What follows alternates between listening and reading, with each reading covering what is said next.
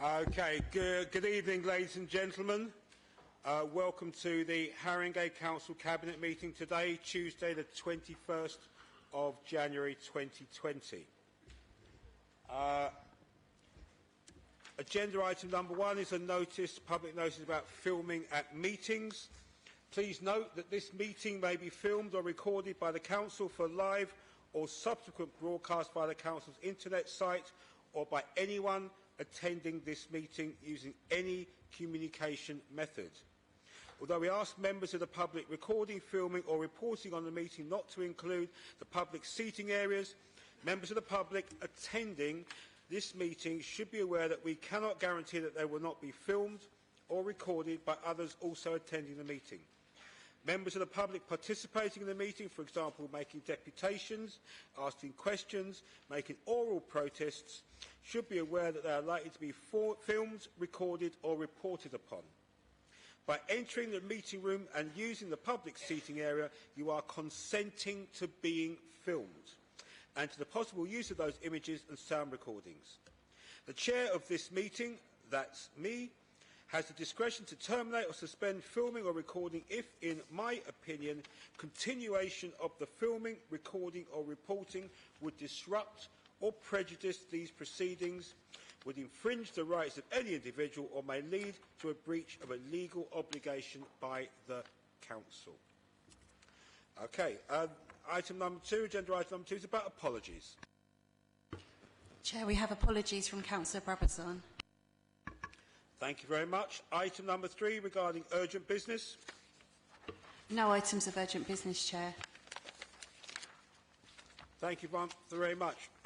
Okay, item number 4 is about declarations of interest. Do Cabinet members have any declarations of interest to make? Councillor Chandwani. Chair, I'm a leaseholder with Homes for Haringey. Councillor Bull. Yeah, I'm also a leaseholder with Homes for Haringey, Chair. Okay, I understand they're making declaring an interest in item number 15. Item 5, notice of intention to conduct business in private, any representations received and the response to any such representations. Chair, no representations were received. Thank you very much.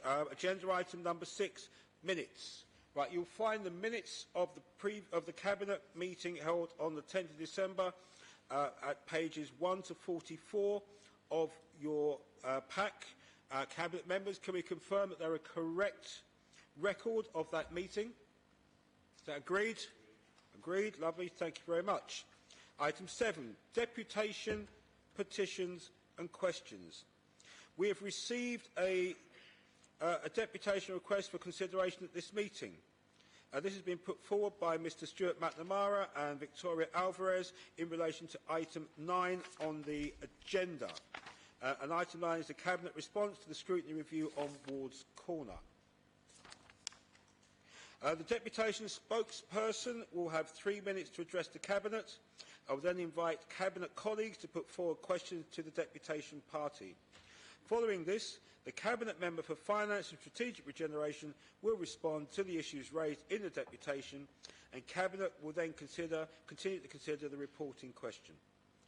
Mrs Alvarez, would you like to come forward with your deputation, please?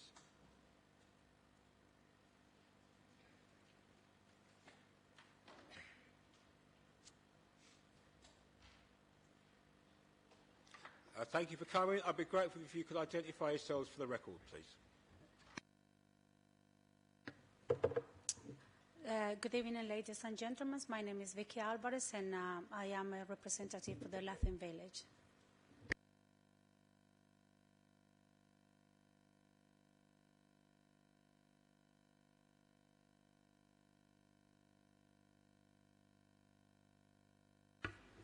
Okay, thank you very much. You have 3 minutes for to make your deputation, and from then we'll see whether the Cabinet will ask you some questions upon it. Please feel free.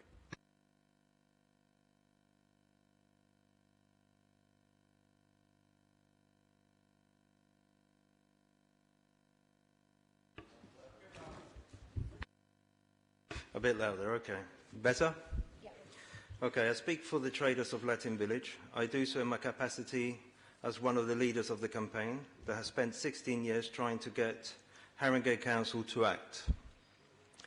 I've been given 3 minutes, which personally I don't think is enough, but it is those 3 minutes to speak in this critical meeting. I hope that that amount of time is not symbolic of the Cabinet's willingness to hear traders' voices. The scrutiny panel was willing to hear traders' voices. Over many months, its members listened patiently, questioned intensively, and deliberated carefully. We, the traders, welcomed their report, and them for treating us with genuine respect and dignity. We felt heard by the scrutiny panel and those members of the Council involved in it. And I should add, we felt heard by Mr. Gumbo, the planning officer who reviewed whether Granger had complied with his Section 106 planning obligation when it appointed the so-called market facilitator Quarterbridge, which, in another guise, as market manager, MAM, is systematically destroying the market as we speak. What we want the Cabinet to do today is to truly listen and respond. Respond to the questions we have and respond with action. Because I'm sorry to say the proposed response to the scrutiny panel's report gives us no hope it is listening at all. First, the facts. The scrutiny panel report is packed with facts, facts that have been found through careful inquiry, facts fairly put to Granger, TfL and others and tested. Does the Cabinet accept the facts found by the scrutiny panel? The response does not say. Will you answer that question today? If we cannot agree on what has happened, how can we put it right? And let me ask another fact. In Mr. Gumbo's report at Section 7 and 8, he concludes that Granger has breached the Section 106 agreement because of Quarterbridge appointment, actions and failures. But the draft response to the scrutiny panel says there is no breach. That is completely illogical. Will that mistake be corrected? The Cabinet needs to start with a proper understanding of the facts, including its own Council officers' conclusions. Secondly, responsibility. Will the Cabinet accept Haringey has a responsibility to protect the market, its traders and the community we serve? Please say that it does today, because if responsibility is evaded, once again, we can make no progress. The draft response speaks of a future where the traders and the market are secure. We want that too. But the present-day reality means that there will be no future. The reality is one of daily harassment by MAM and threatened evictions. The draft response gives no hint of that reality being understood. But as of today, several traders face eviction from the market because of alleged but made-up breaches of their agreements with MAM. What does the future draft response offer them in terms of a future? The draft response says the Cabinet is committed to the market future. Those are fine words. Real commitment means supporting traders now. It also means fully committing to community involvement and oversight in the appointment of the next market facilitator, which is supposed to happen this month, but about which we have heard nothing. And community involvement in the running of the market as proposed. Will you guarantee these things will happen so we can see your commitment is real? Will you offer that commitment today?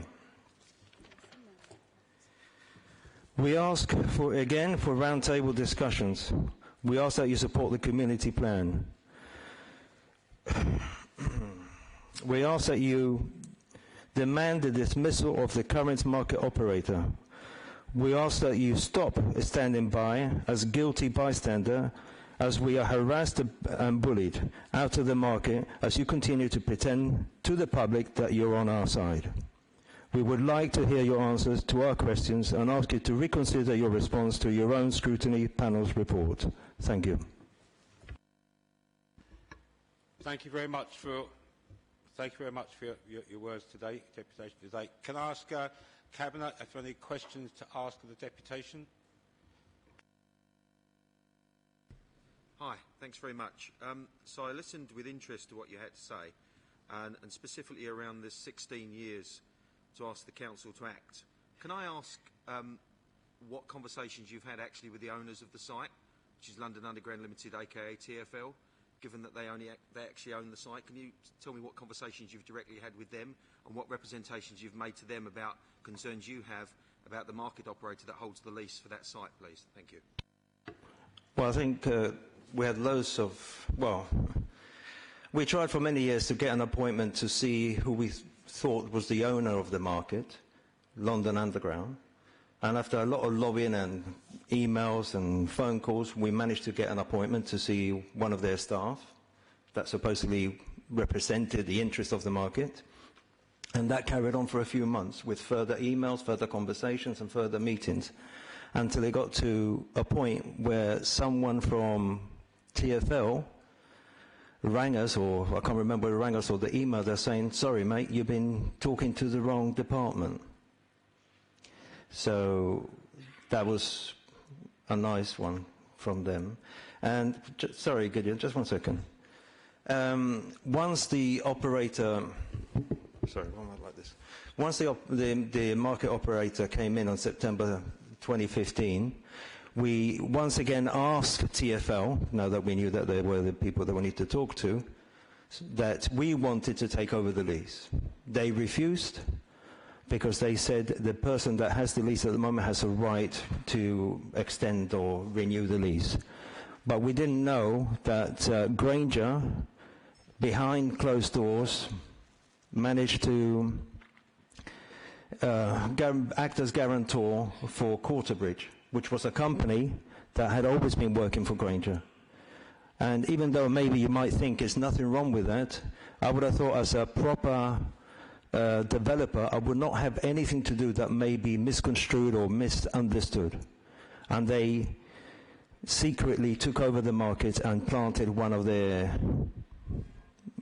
sorry, I can't say those words in public, but a person, which we thought maybe it's a professional and it would carry on. But what happened was, that's when the nightmare really started. And even though we complained to TfL, which is part of your questions, they always came back to us saying, we have nothing to do with the day-to-day running of the market. So whatever happens there between their tenant and us, his tenants, that had nothing to do with them. So although he's been accused and found guilty of being a racist, a bully, a person that intimidates and harasses people, London Underground, the Mayor of London, think that that's okay. That's okay. So we had loads of conversations, Gideon, with those people, but we have no results. Councillor Hearn.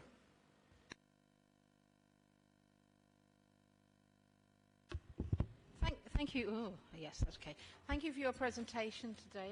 That's very illuminating. Can you just tell me, do you think that the current facilities at the market meet your needs and needs of your customers, and what needs to change? Hang on. Hello? Oh, yeah. We have a community plan which has been agreed by the planning department. Is I think the fourth generation of the same plan, which was always denied its existence by Haringey Council in over many years. We know that the market as it stands could be better, could provide better facilities, and that's what the community plan provides. It's the use of not just the downstairs where the market is, but also the empty space at the top and on the side. We have a community plan which I'm sure is available to you, and it will answer the needs of our customers, future customers, and the community at large. Okay, I'm going to go back to Councillor Bull again. Sorry, I just thinking of follow-up. So I've been to the market a few times, and you know, the first time that I went, what jumped out at me straight away is a really vibrant community, which I think was really impressive, but also what jumped out to me was the state of the building. And really those market traders deserve a lot better.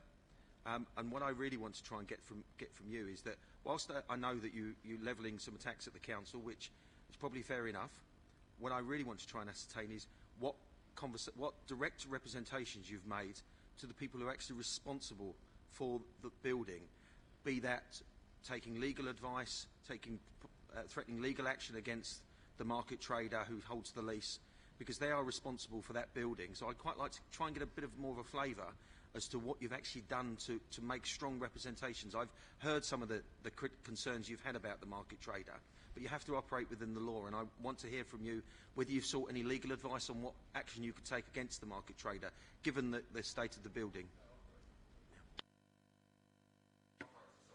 The market operator, of course we have. Of course, the thing...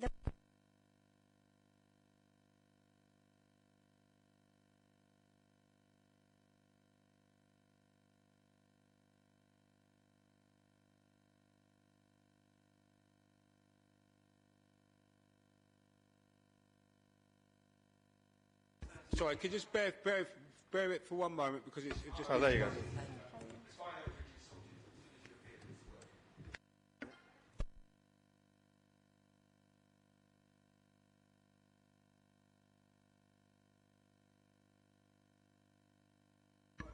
Try again.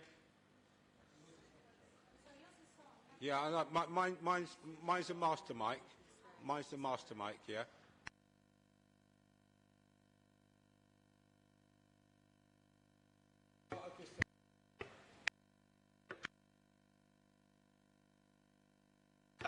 Mine's working It's now. okay now.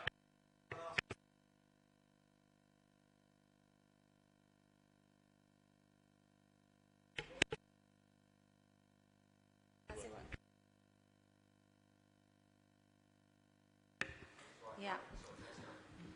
Yes, we have. That's the answer.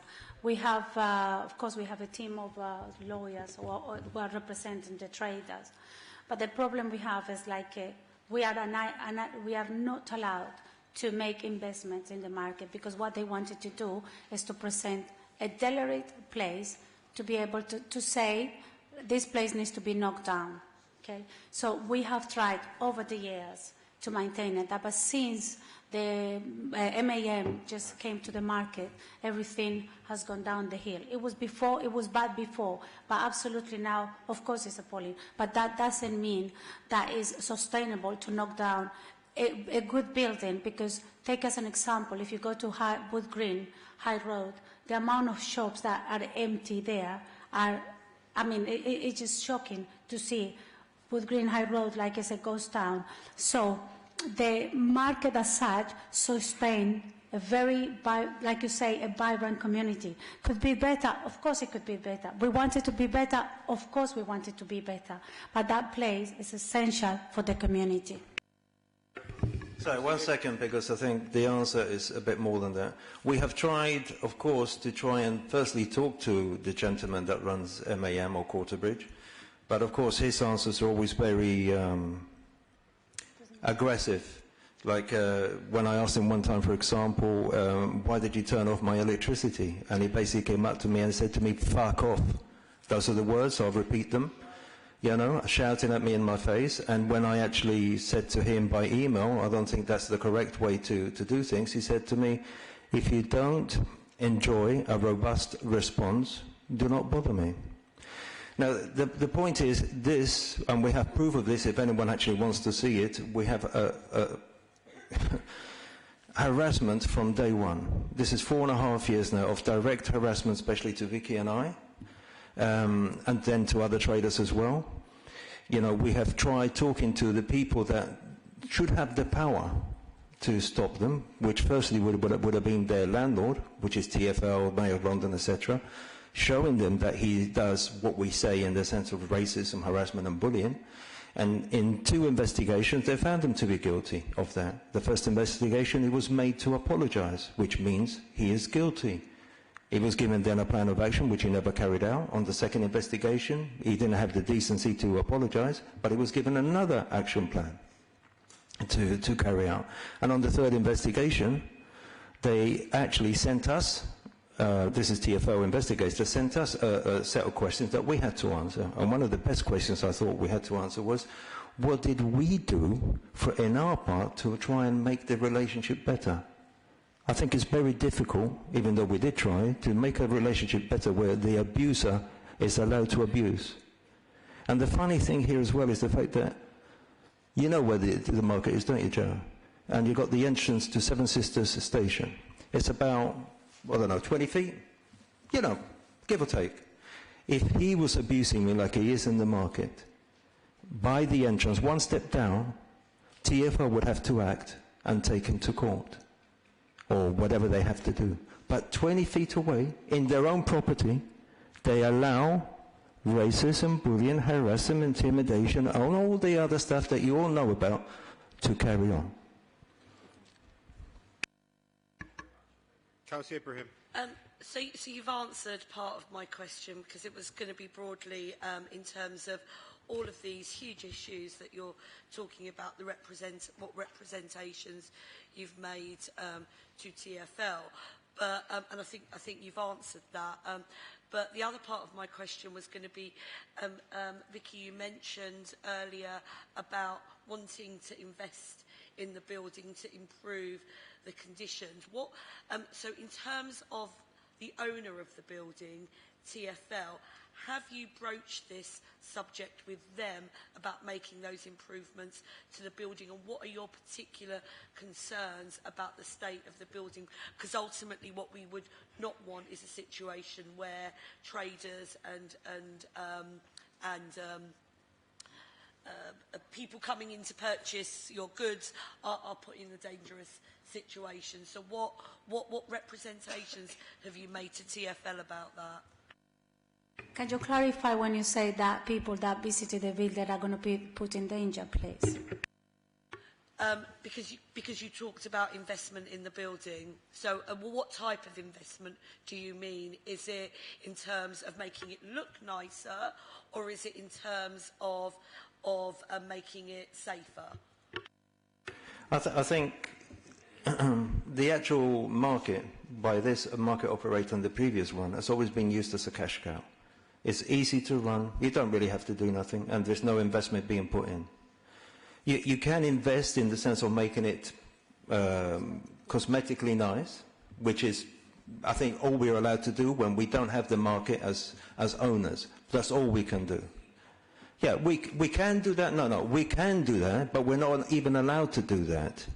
I mean, the responsibility of actually maintaining the market, just even cosmetically, is of the market operator, which they're not willing to do. And they have been proven, and like I said, we've got the proof, that they have not done so.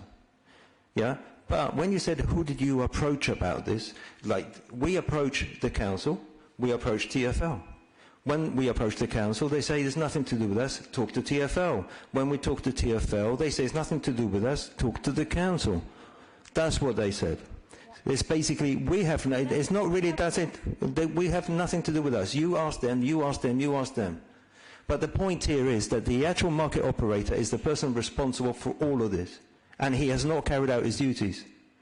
Now, if you're talking about the greater investment in the sense of the community plan, which is a greater investment, yeah, there are possibilities. I'll pass you over to Ben. He will explain more about that.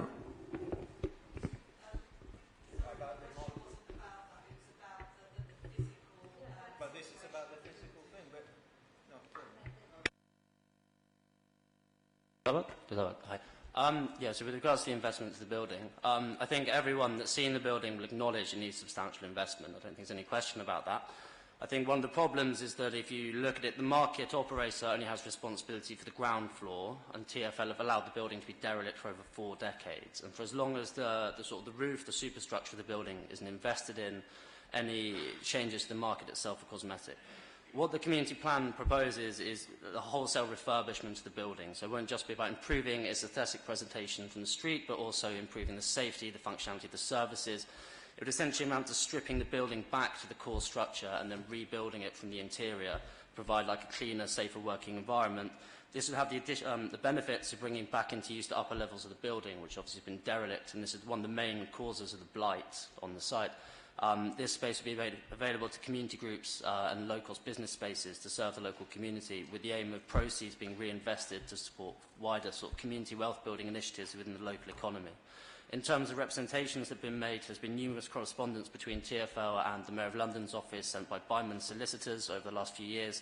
There's been numerous correspondence with Joanne McCartney. There's been a direct approach and meeting with James Murray and also Heidi Alexander within the last few months. Sadiq Khan has been contacted several times by email.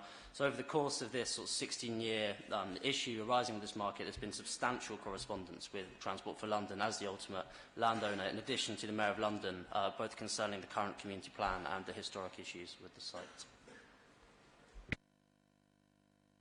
Okay, thank you for that. I'm going to pass over to Councillor Ajay to respond to the deputation, please. Thank you, Chair.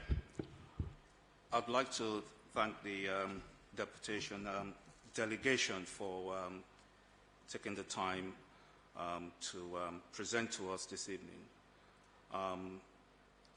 I've heard what you've said, and also in response to a number of the questions that has been put to you.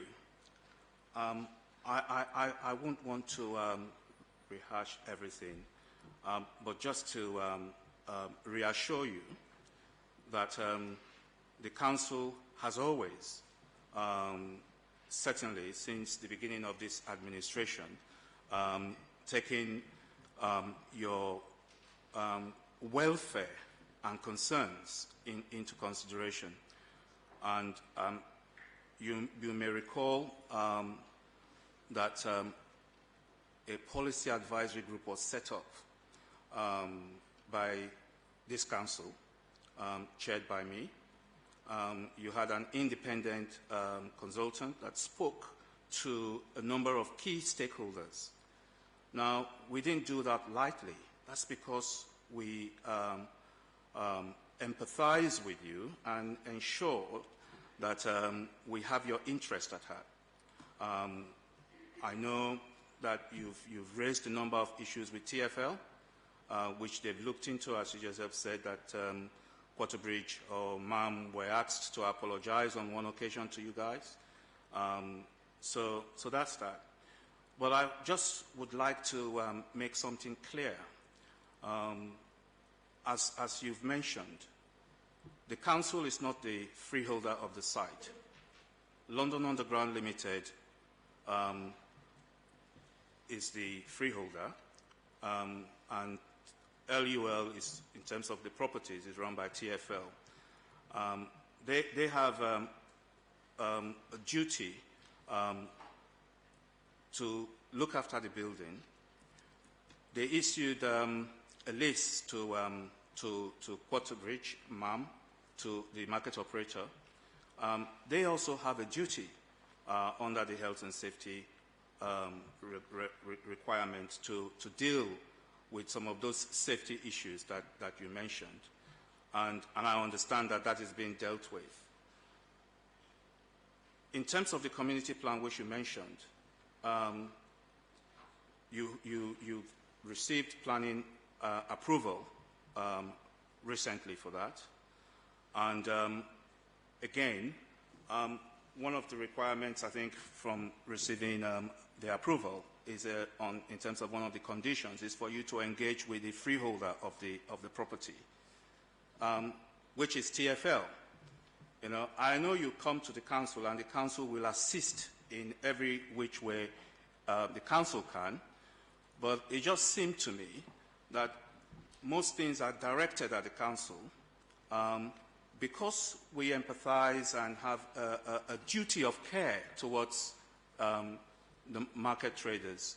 I don't want to go back to the PAG thing, but you are aware of it. The report on PAG, Policy Advisory Group, was published on Friday, and it's publicly available and translated into Spanish as well. So the council has taken your concerns seriously, has engaged with TfL, has engaged an independent market consultant to work with key stakeholders, which included TfL, ourselves, yourselves, and a number of interested parties. I'm not sure if you've seen the report from or the response from let's not say Quarterbridge because they've gone, in terms of market asset management, in terms of some of the assertions in their response to the independent consultant, that something that you want to be able to determine your future, you want to be able to engage. The council has done that, from what I can see from the Policy Advisory Group's report. That gives you a say in terms of how you run the market and take everything forward. I think that's a very good thing that the council has done, in terms of listening to you and your concerns, and speaking to TFL. And I know Mr. Morris is gone. You've got Jules Pipe there, because Mr. Morris is now an MP. So you've got Jules Pipe there at the GLA. So I would like to reassure you that we are with you. We're working with you. We would like to work with you to ensure that you have a say in how the market is run. But ultimately, you need to engage with TFL, and I'm pleased that you've mentioned that, and also the gentleman that spoke last said that recently you've been talking to Ida Alexander, who is the deputy mayor with responsibility for that site. We will continue to work with you and engage with TFL and Heidi as necessary. Thank you. Yeah, can I just say something, Joe, if you don't mind for a second, please? It's very important. Very briefly. It's very important. Sorry, Councillor Aji, you said that we got the planning permission, therefore we got to talk to the landowner. Unfortunately, the landowner says to us that because you have a compulsory purchase on the site, that is nothing to do with them. So if you want to help us and be on our side, release the site so that we can then freely talk to the landowner and get the community plan done. I mean, we can come to... No, Joe, please, 1 second, because this is 16 years of campaigning, and I don't think you can control the situation like this. I need to say a few things, Joe. No, there's a clear process here, and the deputation is that you've come and you've had the conversation. This is not a chat. This is not. This is a public meeting, yeah, where there is a process to have it. Now, exactly. So the gentleman over there, he said something to us which was very nice. I'm just trying to clarify a couple of the points that he said, Joe. He said also, when it comes that you say the duty of care of the council, can you please show us at least that duty of care? Sorry, Mr. Ejiofor, but like Patrick said, has been 16 years. Right. And then I will feel that this has been passed, we have been passed like from pillars to post. If I see TFL next to you, I just wanted to see who is going to, where the ball is going to end up and which one of the court things, because that is how we feel. So you say, the council say it's TFL, TFL say it's the council. So where is the due care for the community? Okay. Joe, let me just say, no, Joe, let me say something, please. We have a chance here. No, Joe, we have a chance. We have a chance here for the council, for TFL, and for us to all sit together and have a great solution. Not just for us, but for you and for the actual community. Right. You have that opportunity, but you're refusing to take it. Now you say that you want to engage with the traders, then engage with us. Now, Councillor Aji said to me, "No, wait, let me just. I want to say, if he says something, I should be able to come back on what he says." Your opportunity. What opportunity have I had? This is where I thought we were going to end. No, I don't want to. No, wait, Joe. No, he said something which was quite nice. I want to respond to what he says. No, where we were at the moment is the opportunity was to say a brief thing, and you've started to make a statement. Now this is the deputation, and it's done. We appreciate you coming in today. right? I think what you've got to take on board the fact is that just as there are arrangements between ourselves and the council, there's also, ourselves and Granger, there's also an arrangement between Granger and TfL. Now, if you're in a situation where you want to change that, you need to, first and foremost, have a conversation with TfL. Right? And that's where we keep coming back to. Ultimately, the issue that the council continues to talk about is what we can do to make the market long-term sustainable. And we are having conversations with TFR, we are having conversations with Granger, we will be having conversations with traders. But there's a process to go about, and ultimately, as we keep reminding people, this building is owned by Transport for London. The building is owned for Transport for London. It is leased to a company called MAM, and MAM, my understanding is that their contract to run the market is running out in September. Right? So these are the facts that we are at the moment. I'd like to thank you for your deputation today. I think that the campaign has been run with great vigour and great candour. I think at the end of the day, you've got to take on board that people you might not think are listening to you are acting to make the market sustainable long term. But there are ways that things have to happen, and sometimes you just got to trust us. Okay, Joe, can I just listen? Why don't we get a round-table discussions? It's simple, round-table discussions. The council, the TfL and the market, and then nobody can say it's your turn, it's his responsibility. Just say, let's all get together and sit down.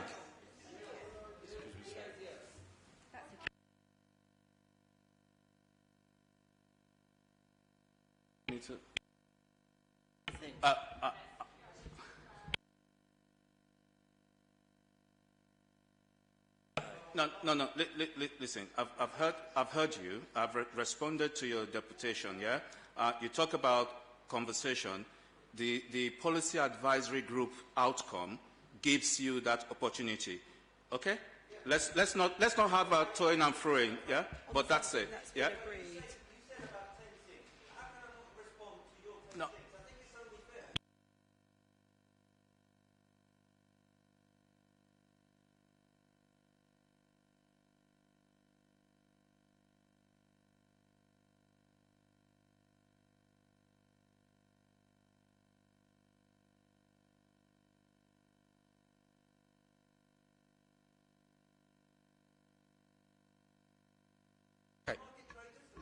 No one is...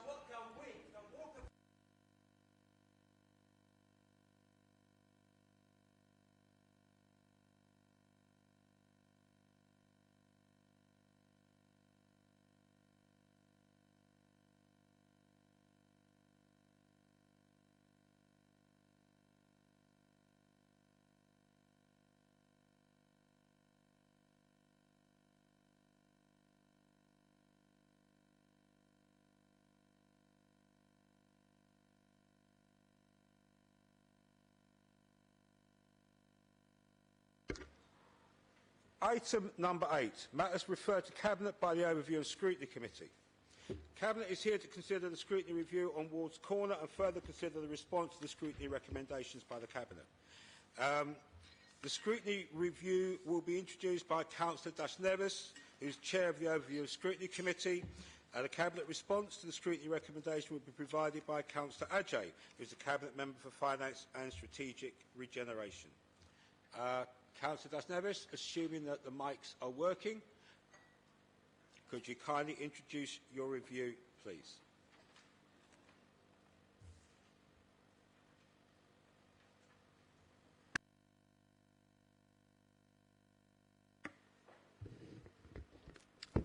Thank you, Chair.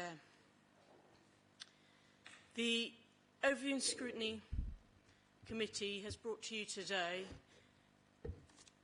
the review of Ward's Corner that was produced over many months by the Housing and Regeneration Scrutiny Panel. It's the culmination of a substantial lot of evidence, some 30 hours plus, and it was a huge piece of work for those involved. And we bring to you a set of recommendations that reflect the evidence and issues and concerns heard by that panel. and they're as follows.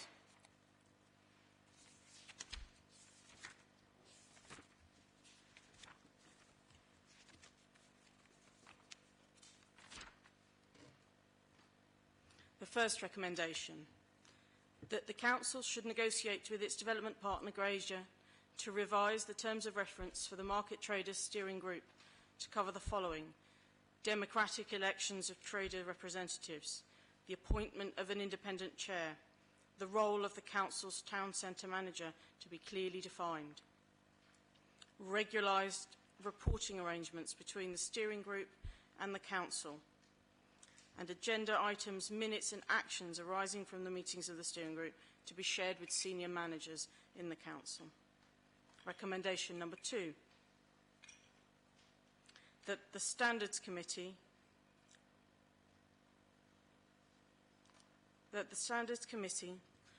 review Part 4, Section G, and the section under which officers are expected to provide evidence to scrutiny reviews, with a presumption that officers should be expected to provide evidence openly unless there is a strong reason for refusal. Recommendation 3. The Council should ensure the ongoing investigation into the compliance with the Section 106 obligations associated with the Wards Corner, to include how a conflict of interest between the market facilitator role and market operator role was not recognised earlier, what due diligence was undertaken at the appointment of the market facilitator, what checks and balances were in place to ensure that the market facilitator was acting fairly, what the causal factors were in the Section 106 obligations becoming operational and when they did so, to identify any procedural failings in the prescribed 6 monthly reporting arrangements for the Section 106 agreement, and to publicly clarify the position on the Section 106 agreement, given the panel heard evidence suggesting there had been a breach. How a failure to monitor the Section 106 agreement occurred and could continue for so long while breaches of the agreement were repeatedly reported. How failure to monitor the Section 106 agreement had an impact on the Council's public sector equalities obligations. And the investigation should analyse the impact of this and what remedies may be available, and to establish measures to ensure that there is no repetition of this in future. Recommendation 4.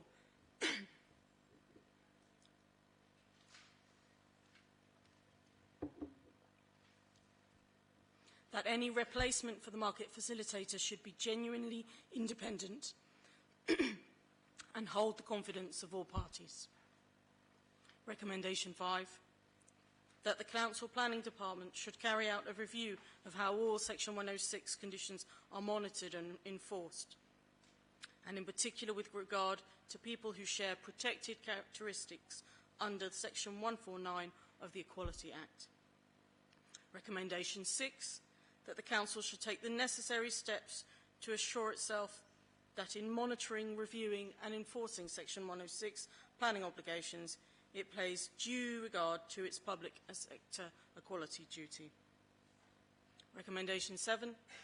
That the panel noted that there could be a perception of a conflict of interest between the planning and regeneration departments, and recommends providing a separation of the two services in order to provide for a clearer understanding of their distinct roles. Recommendation 8, that the Council in its regulatory health and safety role should work with TfL, Granger and other stakeholders to draw up a plan of action to address all outstanding and ongoing maintenance work at the market in order to secure a working environment which complies with all regulations. Recommendation 9.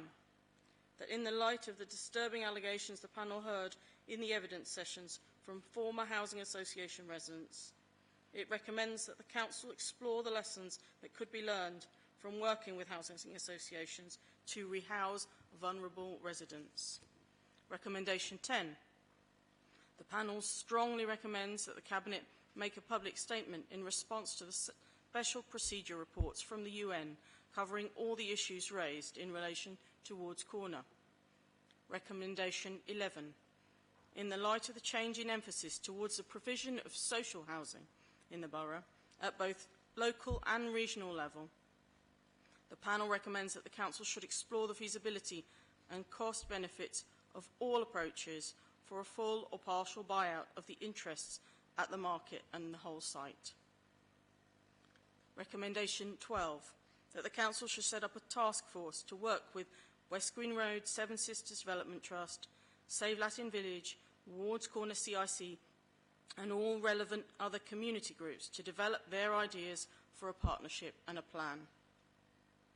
Recommendation 13, that if this recommendation above, 12, is not accepted, that the task force should work with Granger and the relevant community groups, such as West Green Road, Seven Sisters, etc., to develop their ideas and coordinate a combined solution. And finally, recommendation 14, that the Regeneration Department should ascertain and publish details on the amount of public money, including grants, which have been allocated to this development.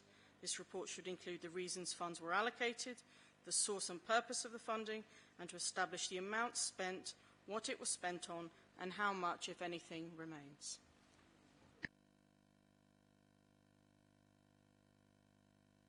Okay, thank you very much for that, Councillor Das Neves. Can I ask any Cabinet colleagues have questions for Councillor Das Neves on this report? Councillor Bull. Thank you. Hi. So, notwithstanding the obvious importance of the subject matter, the thing that jumped out at me the most, Lucia, was with my previous hat on as previous Chair of Scrutiny of some long standing, is recommendation 2.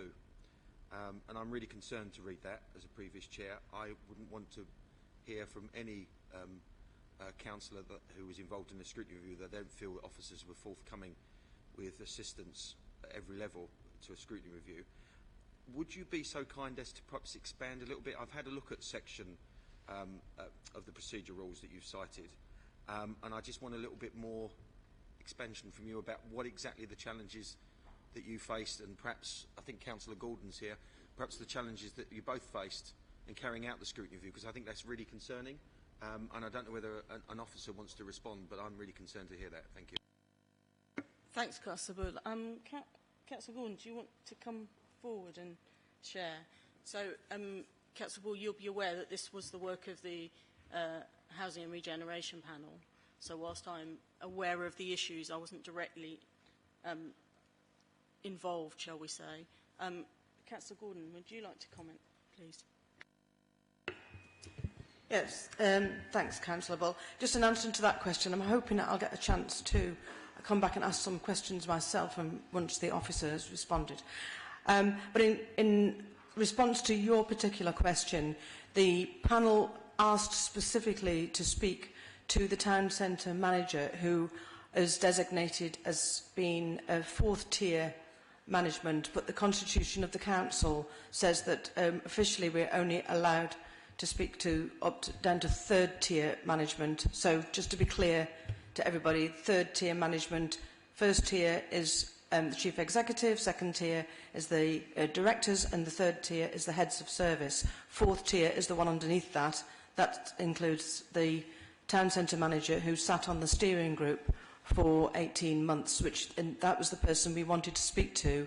There was a matter of discretion that can be used, but it wasn't used in this case, and we weren't happy with that. That was unanimously from the panel. Okay, just for the record, the Constitution is clear about which officers scrutiny have a right to question, and which officers who within their job description should expect to be brought to scrutiny. This isn't something that has suddenly changed with this particular scrutiny review. The Constitution is clear on this matter. Right, anybody else got a question for Councillor Das Neves? Councillor Chambani. Hi, I've got a couple of questions. In light of the deputation, there seems to be a frustration, and rightly so, by the two people that gave the deputation who are also representing their fellow market traders, that they keep feeling that, their own words, that they're bounced between TfL and the council are saying you've got to go to TfL got to say it's the council's responsibility. When you've done this quite in-depth scrutiny, did you get to the bottom of who the freeholder is, who's ultimately responsible for that building, who commissioned MAM, who do they answer to? Like, I'm actually getting like a little bit confused myself. And just on your last point, which is my second question, the bit about changing the tier of staffing, I appreciate that it's not clear. Did you, when you put that recommendation together, did you seek the opinion of trade unions and what they felt about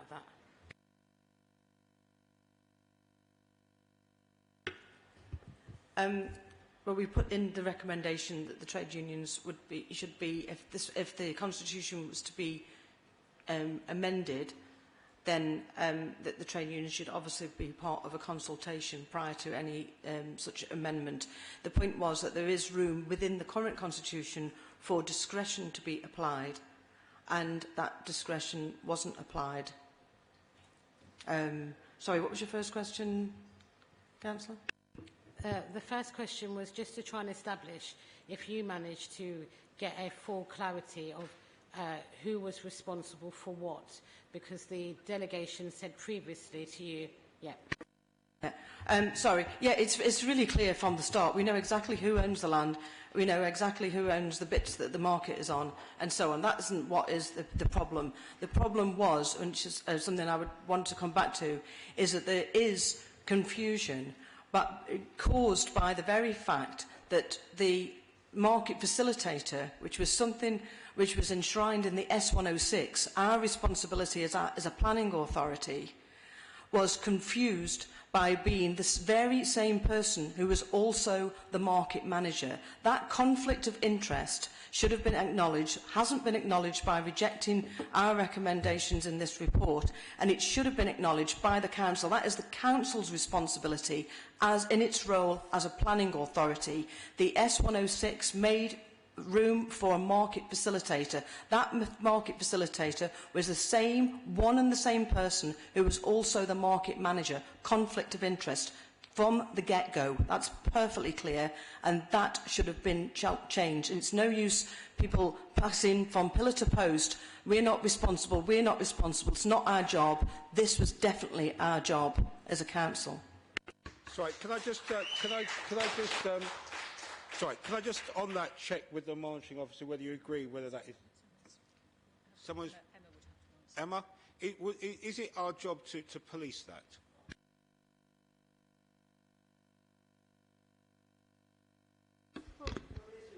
Ultimately, yes. But we have said that that's being rectified. That's the finding of the report. So that's effectively a response to what the scrutiny committee found. We've accepted that we've made a change with what we're doing. Is that correct? Is that correct? Yes. Thank you. Right. Other questions to Councillor Ibrahim? My question is about the constitutional issue that you raised in terms of your access to a fourth-tier officer. So my understanding is you would be given access to a third-tier officer, and did those third-tier officers participate in the scrutiny? So you would have been given access to the management role for the role that you're specifically talking about. So my question would be, did you lay out the questions to the people that you did have access to and did have the ability to scrutinise, to then go back, get that information and bring it to you? I just wanted to clarify something as well about this recommendation.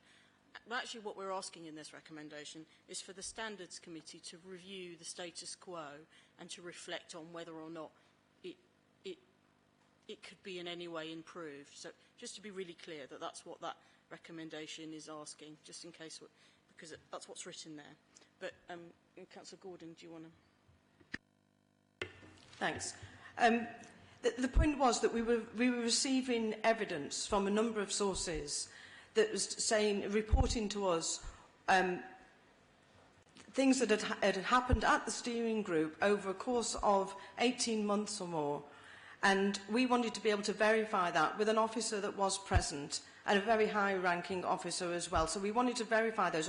We also wanted to have the officer's notes. Neither of those things were forthcoming. And we think that actually a fourth-tier officer is more than capable of giving a report of that. And we couldn't possibly have got that same information from the third-tier officers because there have been changes of staff and so on. So we were left sort of hanging. Okay, I do take that on board. Really, you've raised this within the report. Now, it's quite clear that you're speaking about a particular officer here, right? And it is inappropriate for you to be doing that in this meeting, particularly since... Sorry, Chair, this is a staffing issue. Right, particularly since the opportunity was within the scrutiny review to raise these issues, which you've done and you've had a response to. It's inappropriate to be raising this now, right? And this is and the whole point of this conversation here and now that we're supposed to be having is talking about Cabinet's response to the scrutiny report, not rehashing the issues that were raised within the scrutiny report. So what I'm going to do now, I'm going to go to Councillor Ajay, who's going to respond. I'm going to go to Councillor Ajay, who's going to respond. After that, we'll open up a few more questions to Councillor Das Neves. Councillor Ajay.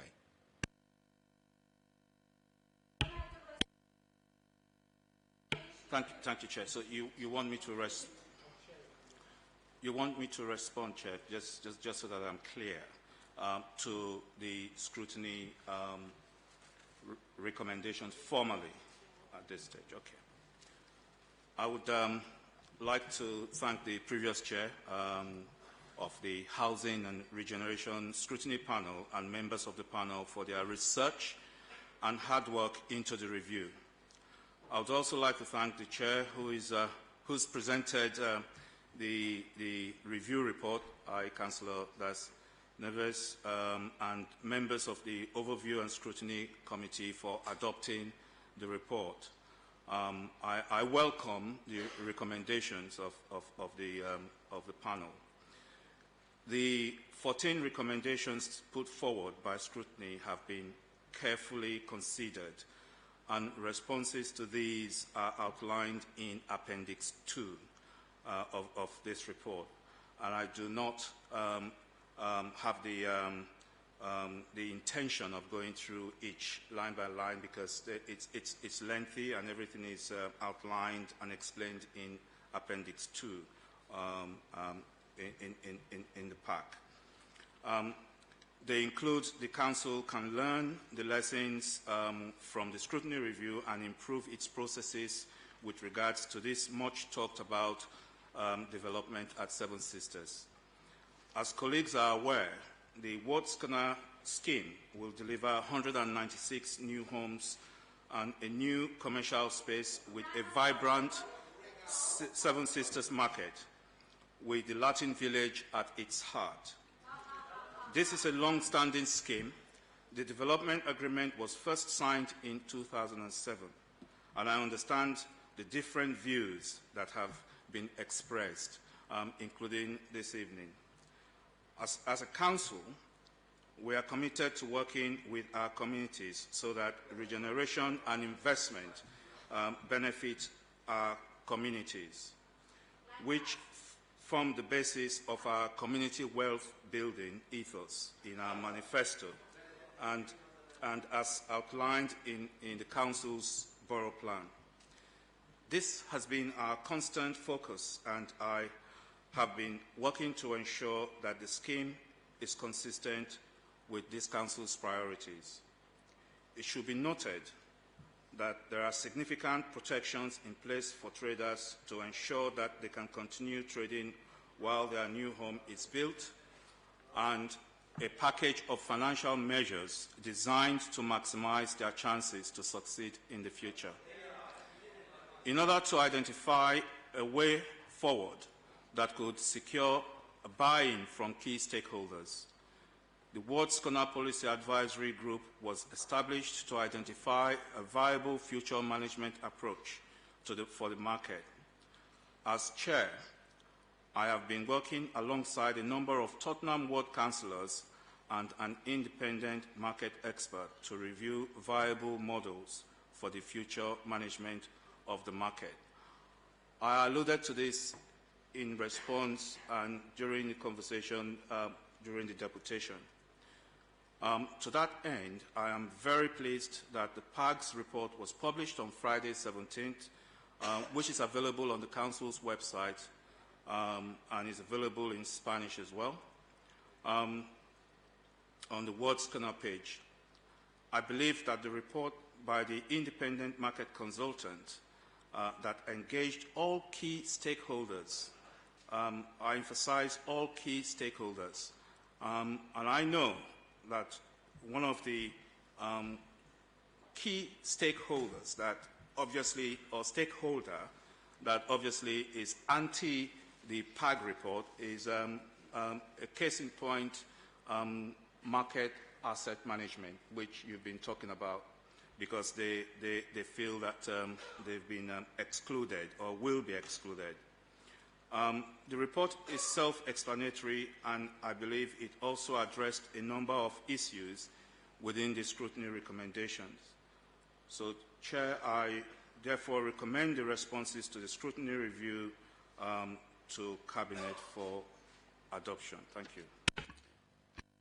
Thank you very much for that, Councillor Ajay. Before we get to the position where Cabinet is going to take a view on the recommendations, I'm going to ask whether Councillor Das Neves has any questions to ask Councillor Ajay about the Cabinet response.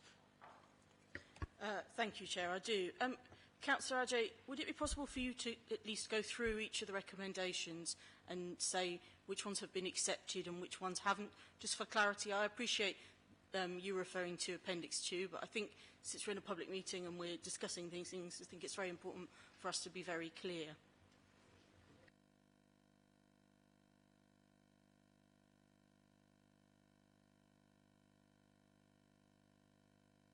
Yeah, that's what I said. I said that the recommendations are, in terms of the Cabinet responses, yes, no, partially, in Appendix 2, Chair. So they are well outlined there. I'm sorry, I don't think it is appropriate to go through because they're all in the papers for the meeting. They're available on the website. Chair, it's a published public document. Okay. Yeah. In terms of recommendation 1, the recommendation is partially agreed. Recommendation 1. Recommendation 2.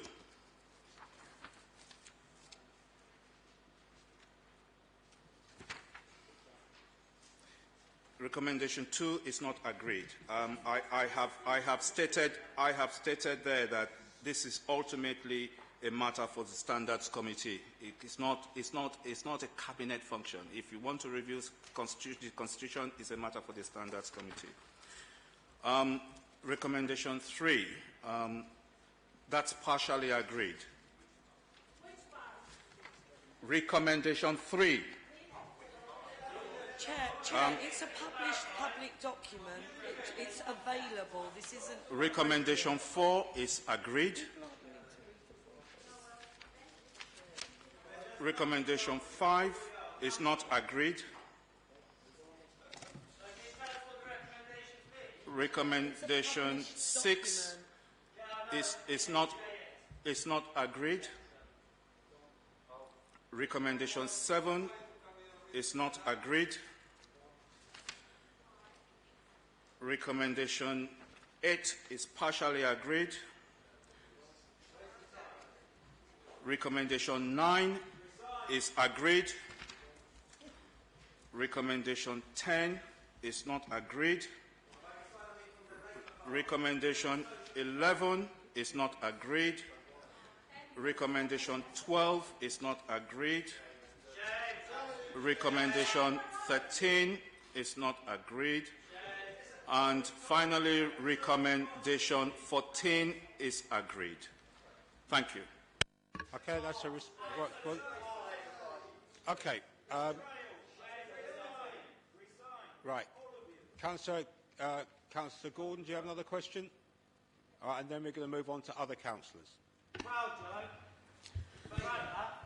Thanks. So, first of all, if you allow me, Chair, I would like to thank all of the members of the Housing and Regeneration and Scrutiny panel as existed at that time when I was still chair of that panel.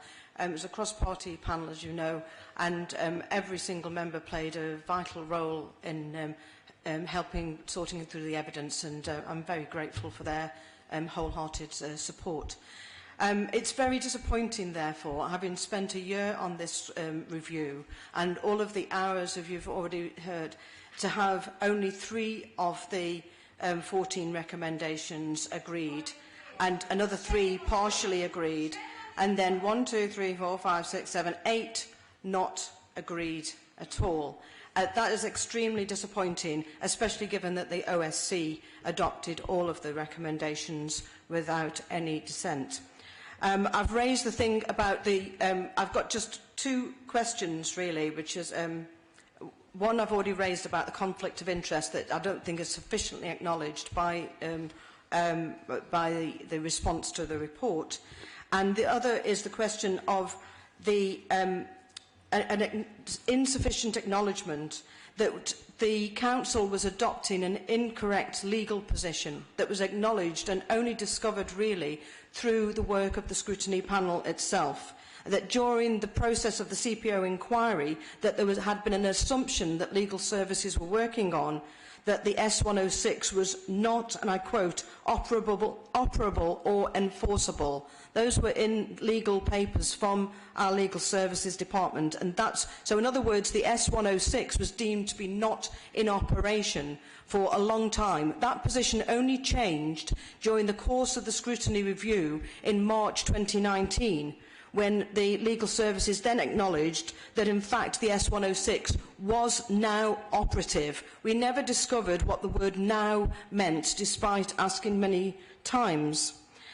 But the question I really want to bring to your attention is about really the community plan and the way forward, because I think recommendation 13, which I would really press you to think again on that recommendation, Councillor Ajay, and all you Cabinet members. I know many of you have expressed enormous support for the market traders, on social media and, in meetings and so on. And I want to press home the question of recommendation 13, because what that is asking for is merely asking for talks. Now, the developer themselves have written to all councillors in September acknowledging that the community plan had received planning permission and saying that while we do not believe that this plan, this is a quote from Granger's letter, while we do not believe that this plan is viable, we have made offers to meet with the proponents behind it to see which elements of it could be incorporated into our own. So there we have an offer, quite, I think, forward-thinking of Granger's, an offer to talk with the community to see what ideas... Their plans are very old now, they stem from 2012, and there is a great opportunity here for the Council to facilitate. We have got a long-standing relationship with this developer. Back in the day when we sold them the Apex House land, which they bought for a small amount of money, actually. So we've had a long-standing relationship with this developer, and this recommendation is merely asking to coordinate a combined solution. It's asking for talks. Grangers themselves are saying that they are willing to have talks, and there is other parties here in the gallery who are also willing to have talks. What is wrong with talks? And I'm really surprised that you're rejecting this recommendation, and I would urge the Cabinet members to think again and to say that you will accept recommendation 13 and find a way forward to really engage with the community and the community plan and find a way forward with the developer and ourselves.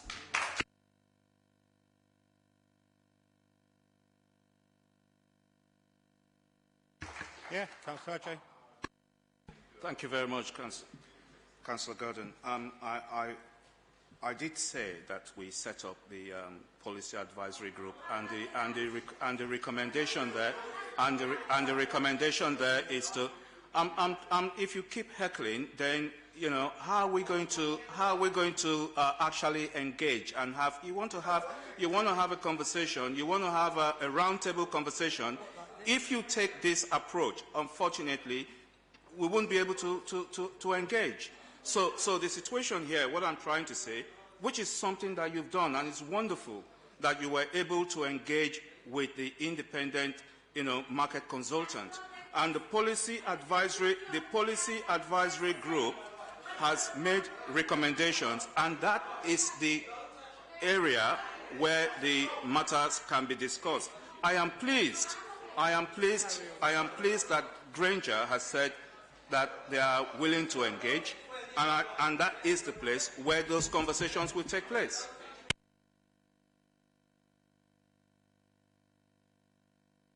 I think where we are at the moment.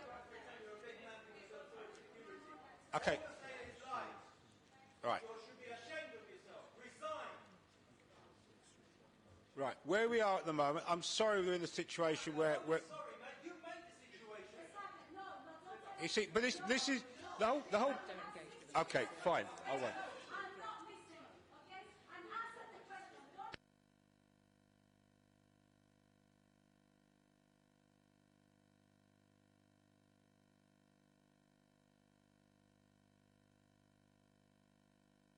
Okay. Where we are at the moment is whilst. Right. Listen. Right. Vicky, come on. Where we are at the moment is though this... No, I don't... Okay, fair enough. Right, we're going to suspend the sitting. Right, we're going to suspend the sitting. But... So I have to give 3 words. Okay, warning... Just give a warning. So right. As chair of this meeting, I call on those causing this disturbance to cease. If the disturbance continues after 2 further warnings, I will adjourn the meeting and we'll move to private session. Right? I think it's really sad that whilst we're trying to resolve this, this is exactly the behaviour that we get from people who clearly don't want a solution. What is the point? Right. All right. As chair of this meeting, I call on those causing this... I call on those causing this disturbance to cease. If this disturbance continues after 1 more warning, I will adjourn the meeting and we'll move to private session. Okay? It's in order to maintain the orderly conduct and prevent misbehaviour at this meeting. This is a meeting that we wanted to hold in public because we think it's important that... Right. As chair of this meeting, I call on those causing this disturbance to cease. If the disturbance continues after 1 more warning, I will adjourn and we will hold this meeting in private.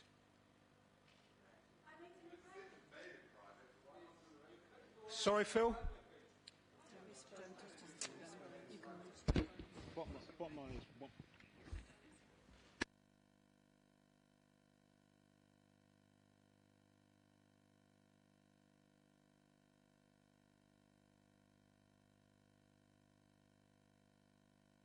Okay, I'll tell you what. Right. Where we are at the moment, I think that no, I'm sorry. All right, I'm going to take a decision as chair here, right? Where we are at the moment, the proposal is that Cabinet approves the recommendations of Cabinet on the response to scrutiny without any further... No, no, that's not where we're going with this, right? I don't think we're going to get the opportunity to have this conversation. I'm going to use chair's discretion on this, right? And we're going to move straight to making... No, I'm going to use chair discretion. We're going to move straight to making a decision on whether or not we agree with the recommendations of the scrutiny report. So what I'm going to do is... it's chair's discretion. Right, I'm going to use chair discretion on this. I apologise for all of those who wanted to ask questions in public. This is not going to prove to be possible. I'll read out the relevant part 4, section F of the procedure of meetings. That's what we're going to do. Section 2.7. I'm going to... A member of the Council is not a Cabinet member, may only speak if invited to do so by the leader and with the agreement of the Cabinet. Non-Cabinet members will not have any right to vote in deciding the outcome of this matter. I'm using this to say that we're now moving straight to an agreement on the recommendations. Sorry about this, but you know, at the end of the day, I want to have an orderly meeting. If it's not going to be possible to do so, we'll get on with other business. Now, if we can turn to page 46, the recommendations are at paragraphs 3.1 and 3.2. Can we agree those recommendations, please? Is that agreed? Is it agreed? Agreed. Thank you very much. Right, we're going to move on.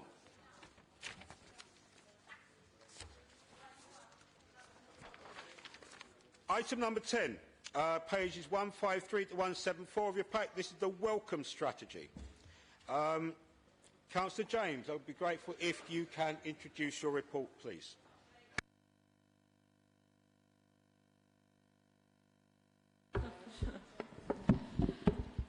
Yeah, I'm very pleased to introduce this report. It represents a lengthy piece of work, a long process that began with a passing of a resolution at full council and the decision to set up a welcome strategy. This has been written with the support of local voluntary and community groups involved in its production. The next step of this process is to set up a welcome board and to work on an action, to co-produce an action plan with community and voluntary sector and other partners concerned with the role of migration in the borough.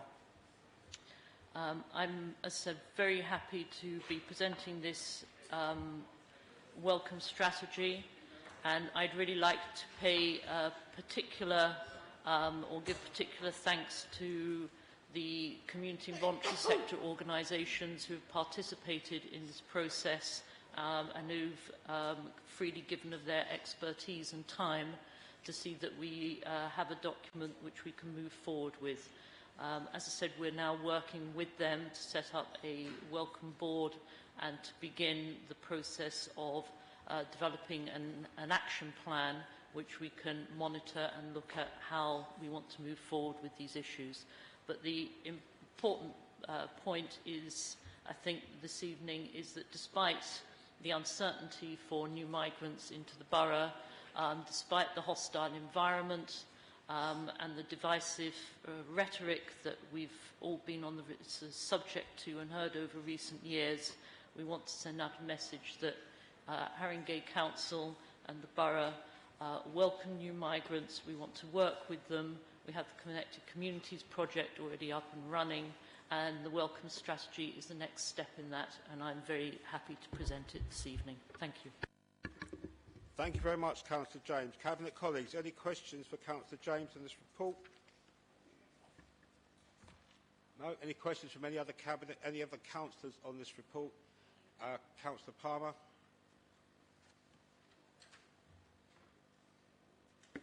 Thank you. I'd just like to say for the record, I'm really appalled, Joe, that we haven't been allowed to have our say on Ward's Corner. But however, let's move on to this item. So, Councillor James, just a couple of questions from us, if I may, and I'll ask them each individually so that you can reply individually. So, can I just ask, why was scrutiny not included in the development of the strategy that we have before us today? Will scrutiny get a chance to review the action plan before it's approved by Cabinet? Thank you. Is it just one question, Councillor Palmer, or do you have others? Could you ask all three at the same time, please? Yeah. Second question. Who are going to be on the Welcome Advisory Board? Will there be cross-party representation so that the action plan can be developed in a truly cooperative way? And my third question, it's quite a long question, I might have to repeat it for you. So in the motion adopted at full council in November 2018, the council committed to an immediate comprehensive audit of its relationships with the Home Office and immigration enforcement, along with an assessment of current practices. Page 168 of the report, under monitoring and evaluation, refers to a review of current practices but doesn't provide a timescale for it. When will that be conducted? And can you reassure us that it will cover the full range of agencies which enforce immigration law and not just the Home Office? Thank you. Yeah, to the final point, yes, I can reassure you on that. On the point about the timescale, I think this was one of the issues that inevitably with a process like this, once you start looking at the full range of council activity and relationships with relevant community and voluntary sector organisations, our partner organisations and so on, it all starts taking a lot longer than perhaps we initially thought. So I think that's an important part of why we wanted to have set up an advisory board. I would envisage it being cross-party. I know that the Liberal Democrats co-sponsored that motion, and we've already started talking with community and voluntary organisations such as Haringey Welcome, Caris and so on about membership of that board. Then together, I think we can look at, given the resources that we have and the changing circumstances that we're going to be finding ourselves on in the next few months, what are our priorities, what are the most important things that we need to be working on, and what are our more medium-term goals in this respect. But I think part of the issue also has been that because of the uncertainty of a Brexit that's been hanging over us for so long, and the likely impact that's going to have on migration, since we started working on this, we've had the settled status scheme come up, and the uncertainty about whether that will be continued or whether something else will take its place, all kind of seem to militate against trying to nail down too many details right now, but that we need to have an approach that could be more fluid and react to these circumstances as they're changing.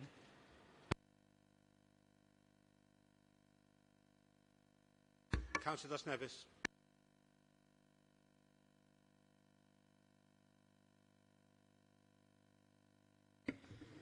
Thank you. Just a quick one. On the organisations that you've engaged with so far, it would be useful to have a sense of those organisations and also how you're arriving at them, and also how you'll seek to make sure that the organisations you engage with are truly inclusive and truly have a good coverage across our borough and reflect some of the issues and concerns that our residents might want us to be looking at.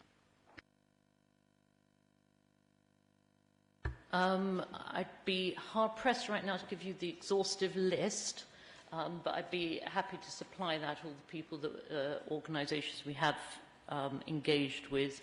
We had a round-table meeting organised through the Selby Centre, and that had around 50 people from different organisations there making input. We've also had separate smaller meetings with about half a dozen, 8 different organisations working on migration, issues around people with no recourse to public funds, and issues around settled status for European migrants. And they've also read draft versions of the strategy and had input into that, and we've had meetings to go to redraft and so on with those organisations. So there's been quite a lot of community input so far, and as I said, the point of setting up the advisory board is to basically embed that input into the process going forward. Thank you. And making sure that that we get that spread and we're reaching all organisations? Yeah, we've had involvement of Polish community organisations, Irish, Turkish, Black and African and Caribbean organisations, some input from people like Migrant Resource Centre, CARIS, Haringey Welcome, and there are others as well, which, as I said, can't kind of think of right now. A number of organisations based in Selby Centre have also were involved in the roundtable meeting as well. Yeah. Okay, one more question. So we'll be using, just to be clear, so we're using the information that we have on what we need to represent across the borough, if that makes sense. My question was how we're making sure that we're not missing any organisations and groups. So I'm assuming you're going to be using some of the information and data that we have. I think that has been done, and we'll continue to consult. Obviously, when no intention to miss anybody, any group or anybody out who feels that they would like to contribute to this process. And if you think there are organisations that aren't represented, please let me know and be happy to kind of get in touch with them. I don't know if any of the officers want to add anything to that, but yeah. Okay, thank you for your question, Councillor Nevis. Any other councillors with any questions on the welcome strategy? Right, then can I ask if we can turn to page 153 of the pack. The recommendations are at paragraph 3.1. Are these agreed? Agreed, lovely, thank you very much. Item 11, it's a report on the Council's housing delivery programme. Councillor Ibrahim, could you kindly introduce your report, please? Yes, thank you, Chair. As you all know, this administration was elected and one of our particular promises was to deliver 1,000 council homes by 2022. So, again, this is a scale of council home building that we haven't seen since the 1970s, and we have worked really, really hard to do as much as we can to deliver on this promise. So we are on track to hit our interim target that by May 2020, 500 of these new council homes will have had planning approval, and 350 of these homes will have started on site. So we are on track to deliver that. Given the relatively restricted levels of government grant for building council homes, we need to make best use of the land that we own ourselves in order to support this programme. So this report identifies 9 potential sites which are owned by the council, so they're council-owned land, that could help deliver the programme and to deliver those 1,000 homes by 2022. But we'll start, but we will start putting them into the pipeline as soon as possible in order to deliver a sustainable programme. And obviously what I do need to be clear about is these are sites that we are proposing to look at. So in terms of they're at a feasibility stage at this, I mean, I've heard some concerns from ward councillors, etc., that, and also received some representations from residents that there is a belief that these are sites that we are making a decision to demolish tonight. That is absolutely not the case. These are simply sites that we are starting the engagement process on. So it's almost like what we're doing is we're consulting before we formally consult. So this is the starting point at which we start having this conversation.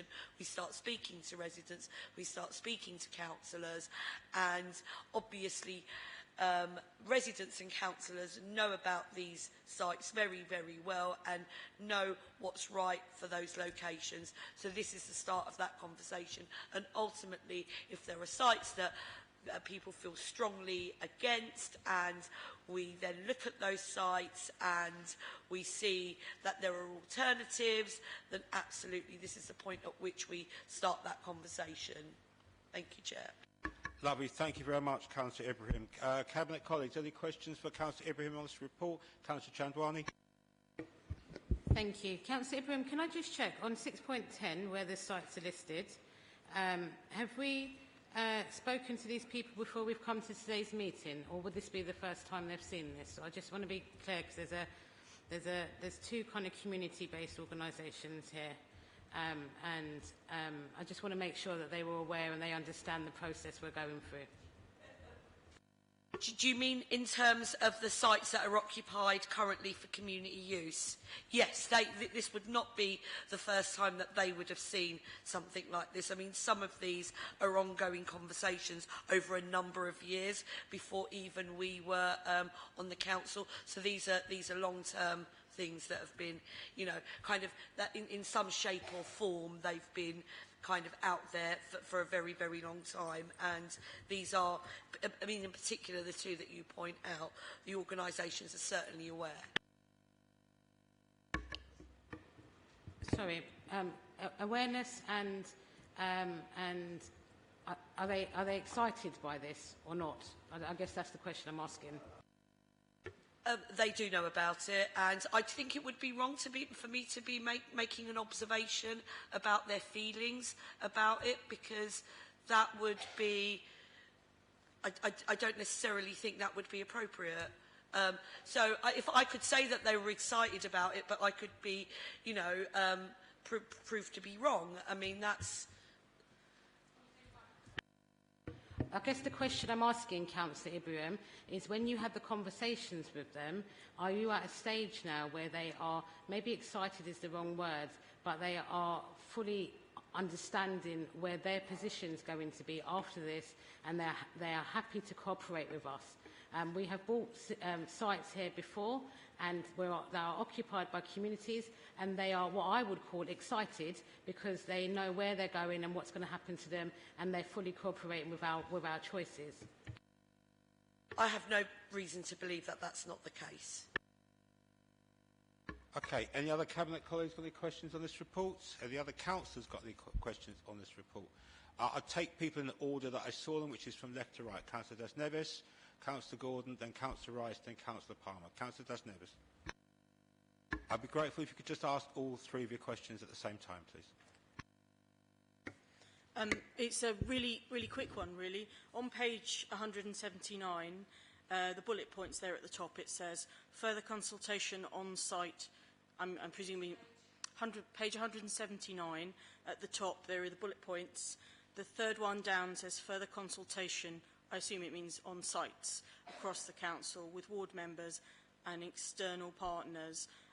You've talked a little bit about some of the conversations you might have had with the community organisations taking up buildings. It would be good to have a sense of what other consultation has taken place with ward members and external partners about these sites. So this is the start of that process, so you have to start at some point. So what we haven't been doing is having behind closed doors conversations, because for things like this, that's completely inappropriate, it's not transparent, it leads to misunderstandings. So what we're doing is, because we want to start that conversation with those people, we are making it public. That's what the role of this report is. We are making it public that we would like to start consulting.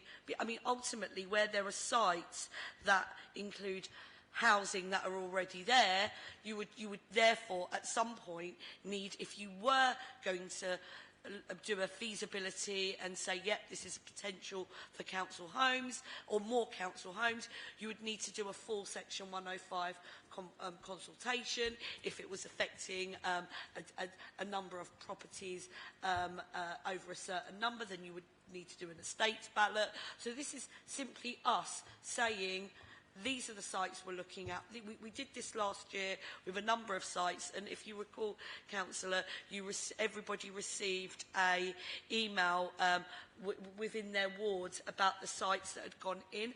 What I understand is a couple of those emails hadn't gone out yet last week before this was published, and I know some councillors raised that with me. I've made sure that everybody's now received the email from officers to come and meet and to discuss these sites. So this is just the addition to the long list of sites that we put in last year, because these weren't ready to be added to that list, which is why, for example, when you met with officers last May, something that may be in here then in your ward wasn't part of that conversation, because it wasn't really at that stage where we were ready to start a feasibility. So once it's made, so what we don't want to do is make you aware before the residents that are affected by it are aware. So we are basically making that information public and accessible all at the same time.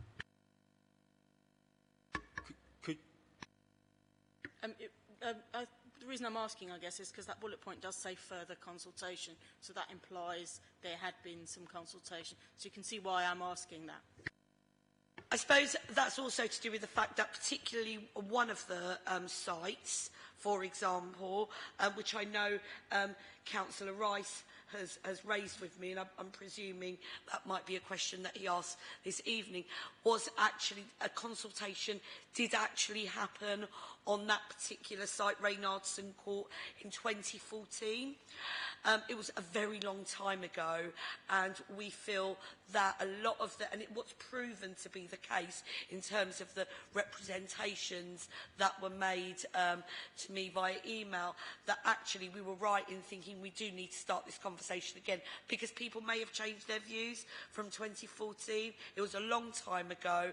We can't really base any future feasibility on what people said to us 6 years ago now. It's a very, very long time ago.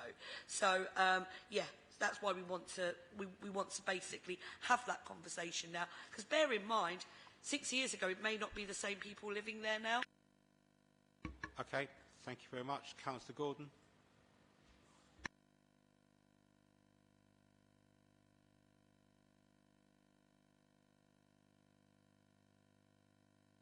If you could ask your three questions at the same time, please, Councillor Gordon. Yeah, thank you, Chair. Yeah, it's in relation to Reynardson's Court. I have been asking questions about Reynardson's Court for quite a number of months now, and it's quite slow to get in a response. I wanted to know initially about the decent homes standards on those homes, and that was what prompted my initial inquiries, but it took quite a long time to get a response on that. And I think there is some consternation. I've been contacted by a number of residents, some of whom are here tonight, because obviously I'm sort of suggesting that you could put yourself in their shoes. We know that Reynardson's Court was a block that was going to be put into the HDB and therefore subject to demolition. We know that there's been the consultation, as you mentioned, in 2014, which obviously, is so long ago now. We know that the residents were campaigning from 2005 to get decent home standards, which they still haven't got. Those homes have been changed to minimum standards. I think the last capital expenditure on those homes was in 2012. Could I kindly interrupt you and ask you to ask your three questions? Sorry, I will. Yeah, sorry, Could you ask Chair. questions, please? I beg your pardon. So the thing is that what I was saying is that I would ask whether you understand that these residents really wanted to talk to you, because from their point of view, that they think that given that you've got a red line map in the papers and you've got a paragraph 611 which says each of these 9 sites have been identified as a potentially suitable site on which to build new council homes, then that indicates that there is demolition plans in with that. Now, I know you're saying that that decision hasn't been taken, but I would ask whether you understand that, and I would further ask whether you'd be agreeing, as a Cabinet member, to meet with myself and if the other ward councillors I'm sure would want to attend, and the residents, so that we can just discuss through and get those residents involved at a very early stage. So I'll answer some of your questions, and then some of them are particularly on the Decent Homes programme, because I think that's part of the key issue there, because we both know that obviously when there were previous plans for the site, that investment didn't happen, and we know that I think, I'm not sure if the number has changed now, but up until 2018, only 75 to 80% of our properties were at decent home standards. So I really, really appreciate that point. And that's why, at some point, we need to restart that conversation about the future of the site. And I know that you did put in some inquiries, and I obviously asked to be sent that briefing as well. And absolutely, I mean, you should have received an email from officers to meet with me and them about the sites that are going into your ward. If absolutely, if particularly as the residents have, you forwarded me an email from the residents, I would be more than happy to come and meet with you, your ward councillors and the residents and have that conversation. What I would say on, and I know it can be really, really challenging to kind of not try to read too much, and the lack of trust that has historically kind of come with any proposals for change to council estate. What I would say is I'm absolutely genuine about use of the term potential, because potential means that we're saying there is a possibility that we could get more homes on that site. However, that has to be with agreement with the residents, and it has to be a process which everybody feels that they're part of. It has to be a meaningful consultation. I mean, from what I've been told, the 2014 consultation showed that there was an overwhelming level of support for the proposals. Now, for me, I'd need to look at the terms of that consultation, what kind of questions were asked, who the residents were then, and the reality is, actually, like I said earlier, may not even be the same people living there. Also, the types of questions, people that are asked may have changed, and I think for us, because of the fact that this particular site has been going for a number of years of being identified as a site which could lead to more homes, we just need to start that again. In terms of the decent homes, can I refer to Sean to respond on that? So overall we're now at about 84-85% of our stock meets the decent home standard, but Reynolds was in that group of properties that didn't meet the decent home standard, and we haven't yet done the work to do that, and that's the current position. Yeah. Can I just have one other thing? Just when you mentioned that Reynolds Court, the existing properties are in the red line, but the red line doesn't mean that everything inside that gets demolished. You'll see on the other maps that the Grade 2 listed Muswell Hill Library is in the red line. There's some power substations in the red lines, and the entire Tiverton Estate is in the red line. I'm not planning to demolish that. It just means that's the area we'll be looking at in terms of developments, and that could go ahead retaining the blocks or knocking them down. That's all to be determined. Thank you, Councillor Gordon. Councillor Rice.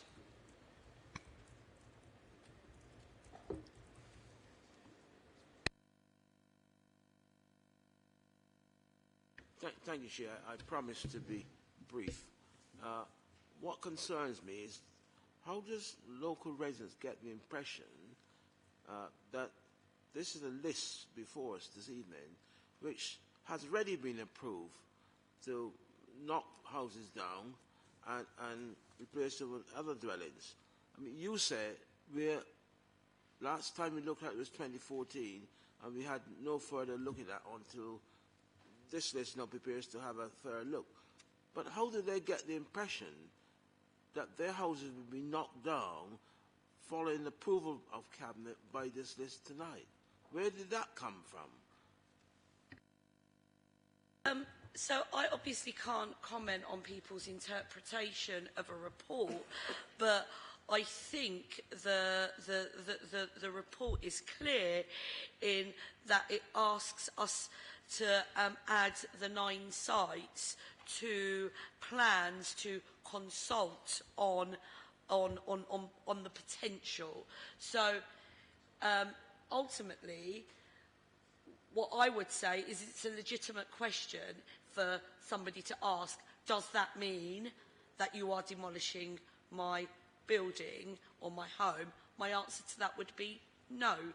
That is not a decision we are making tonight. If we take forward a feasibility study upon consultation with the residents, and it is possible to do that, then and there is support for it, then there would need to be a separate decision some way in the future after a Section 105 consultation, which we have to legally do. So we cannot legally make a decision tonight to demolish that building. That has to happen after a full consultation process. So what I would say to residents is I'm sorry that it was interpreted that way, but I don't believe that there is anything in this document which says that we are deciding to demolish that building tonight, because we're not. We cannot legally do that. I'd just like to re-endorse what Councillor Ibrahim said, and it is within the report, in the recommendations about what we're doing. It talks about feasibility, as Councillor Ibrahim talked about, feasibility for the capacity to deliver housing, and it also says that this is the first of 3 stages. Right, and there are 2 other stages at which residents would be able to get involved, and at which councillors would be able to get involved as well. So just to reiterate, we cannot legally make a decision to demolish anything based on this report. Thank you, Councillor Rice. Councillor Palmer. If I could ask you to ask your 3 questions at the same time, please. I'd be very pleased to know I just have the one. Let's not ask it in 3 parts then, yeah? Okay. How will the financing of these developments be affected by the government's recent decision to raise the cost of borrowing through the PWLB? Very, very good question. So I think I'm going to refer that question to John Warlow. Are you able to respond on that? Because it absolutely, it does affect it.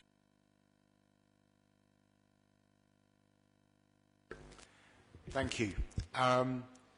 A year ago, nearly a year ago in February, the budget report that was put forward included a much more expansive housing revenue account business plan, taking account of the new administration's housing aspirations for, as articulated earlier. That business plan has been revised and was included in the draft report that went to Cabinet in December, and that revised business plan is now just going through its final stages and will be included in the report that goes to Cabinet in February and then on to Council again in February. And that plan provides the resourcing to meet the costs of the new housing provision that is a consequence of the contents of this report and other developments. Thank you very much. Okay. Cabinet colleagues, the recommendations of this report are at page 175, paragraphs 3.1.1 to 3.1.4. Can we agree these? So this is agreed? Agreed. Lovely. Thank you very much. Moving on. Item 12, council tax premium on long-term empty properties, which is pages 193 to 198. Councillor Ajay, could you kindly introduce your report, please? Thank you, Chair.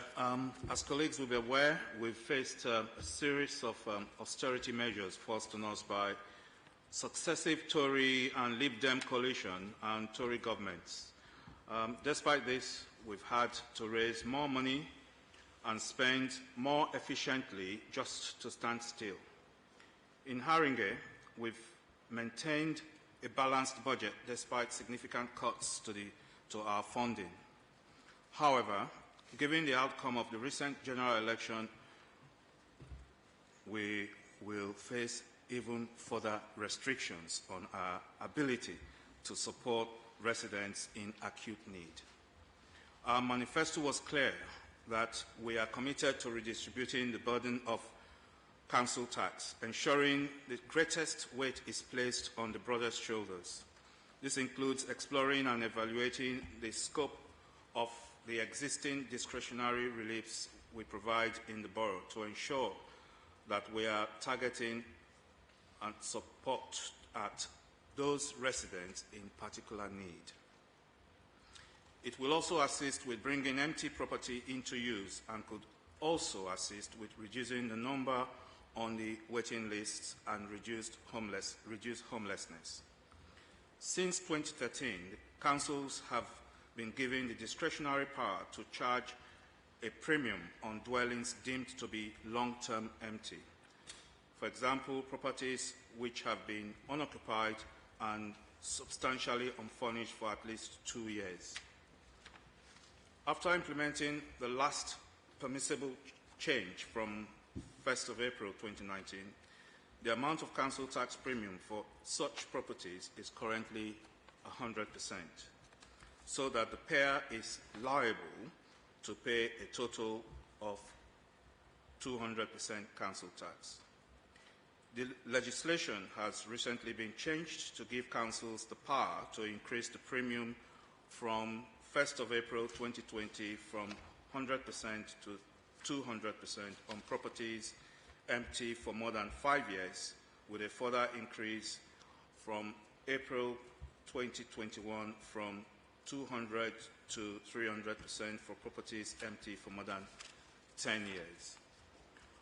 Some of the council's neighbouring boroughs, such as Enfield, Islington and Barnet, currently charge the maximum existing premium of 100%, as does this council, and are also considering increasing this following the change in legislation. Therefore, the proposal is likely to mean Haringey is aligned with its neighbouring boroughs. In this financial context, increasing the premium has the potential to bring in additional income which would support the Council's medium-term financial strategy and help mitigate its funding pressures and contribute to the delivery of vital services and support for the most vulnerable residents in our borough. I therefore, Chair, commend the report to Cabinet for adoption. Thank you. Thank you very much, Councillor Ajay. Council Cabinet colleagues, any questions on this report? Okay. Other councillors present, any questions on this report? Councillor Palmer.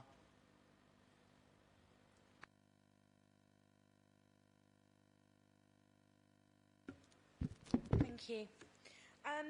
Given that Haringey has more than 1,000 homes that are considered long-term empty, including some that have been vacant for more than a decade, and despite consistently strong demand for housing, is it not clear that despite what's being proposed in this report, the Council simply hasn't taken adequate action to bring empty homes back into use? So before you answer that, you say 1,000 homes. Where are you getting the figure of 1,000 homes from, please?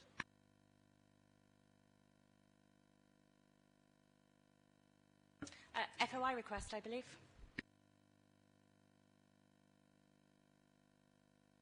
Well, I'm not privy to that information. If you pass it on to me, then normally when we prepare reports, if we have such information, then it will be reflected in the report. It's not in this report, so it's something I have to take away. But I can assure you that we do collect, and that's why we are proposing this increase. But in terms of the point that's been made, that will be taken away. I don't know if any officers got that information. FOI directly from the council, did you say? I believe so, yes. If you pass me a copy of it, it's FOI, so I'll look into it. Thank you. Any other questions? Then what I'm going to ask is that we turn to page 194, the recommendations for this report, paragraphs 3.1 and 3.2. Can we agree those recommendations, please? Is that agreed? Lovely, thank you very much. Now turn to item 13, the report on the contract extension for Haringey Young People Sexual Health and Women's Contraception Service. Councillor James, could you kindly introduce your report, please? Thank you. This report seeks agreement from Cabinet as allowed under Contract Standing Order 10.2.1b, being in the best interests of the Council, to extend the existing Haringey Community Sexual Health Services, Young People and Long-Acting Reversible Contraception contract to Central and North West London NHS Foundation Trust. This is to provide a community sexual health service focusing on young people's sexual and reproductive health, comprising health promotion, testing and treatment for sexually transmitted infections and access to contraception. The service also provides open access to long-acting reversible contraception methods for women of all age groups. Patient feedback from young people on the local dedicated service has been very positive, with 96% of those attending the service responding that they were extremely likely or likely to recommend the service to someone who needed a similar care or treatment, and 99% saying that the treatment and care they received was very good and also helped them achieve what mattered to them. So in light of those performance indicators and feedback from the service that it's running very well, I'm pleased to recommend that we extend this contract. Thank you. Thank you very much, Councillor James. Any Cabinet colleagues got any questions for Councillor James on this report?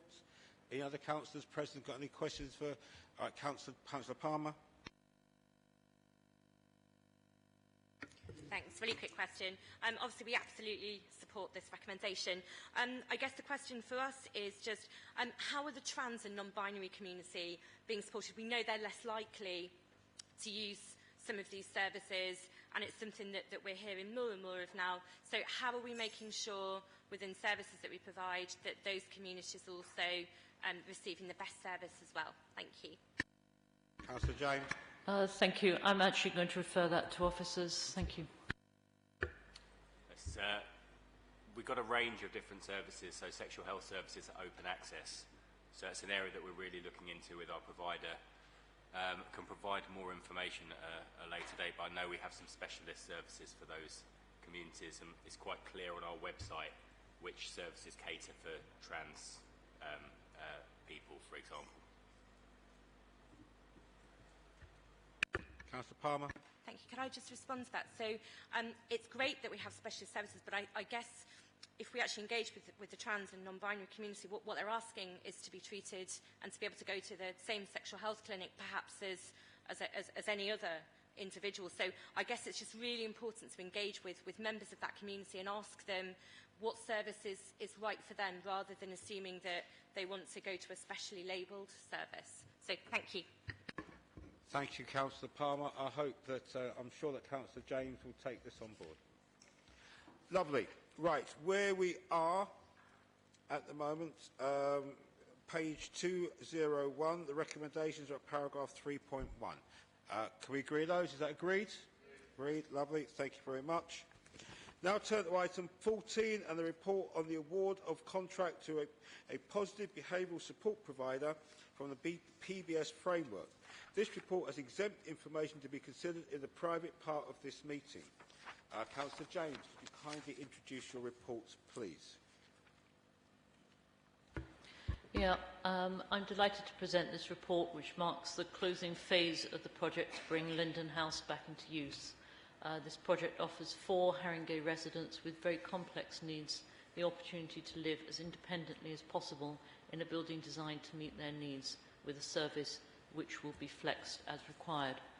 Whilst building works are continuing apace and actually nearing completion, there's been a focus on working with identified residents and their families to support them to make a successful transition into their new homes. The award of contract to the successful bidder will make this transition a reality over the coming weeks. The successful bidder is a voluntary sector provider. As well as providing care and support for the residents of Linden House, they will also undertake some PBS interventions at community settings and with families of service users to develop a more holistic service to this group of residents. Thank you. Thank you. Just a quick question, Councillor James. Can you confirm that when we get people who are in some other sort of long-term care and give them the opportunity to try to live more independently, that we're expecting this to have a significant transformative effect upon their lives? Is that true? I certainly hope so. Thank you. Any other questions from Cabinet on this report? Okay, then what we're going to do is we will address the recommendations in the exempt part when we get to item number 20. Item number 15. Item number 15.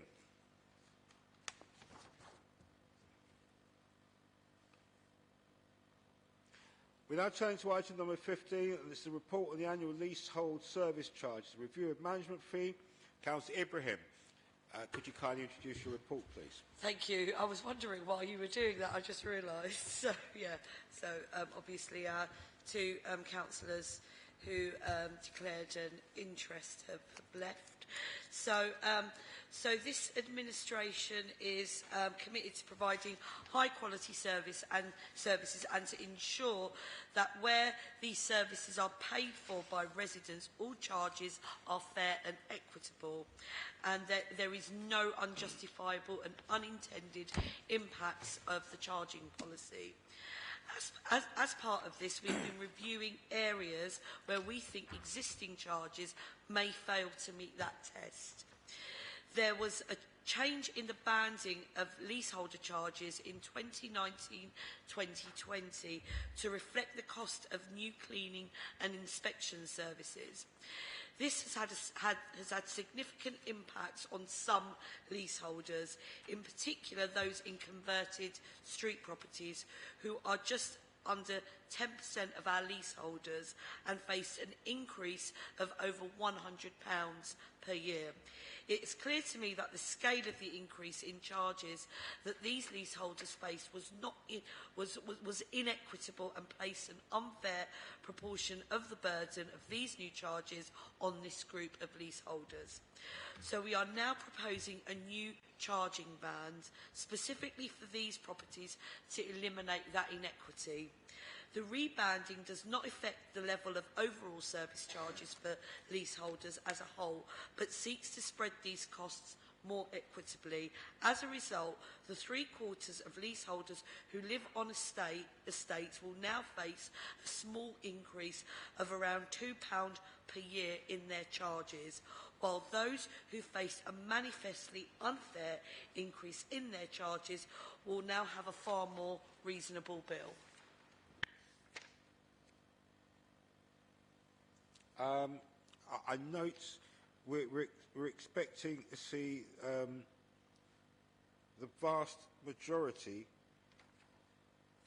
of tenants facing either a very small increase, but I also understand that over 1,200 tenants see a decrease in their, 1,200 leaseholders see a decrease in their bills. Isn't that true?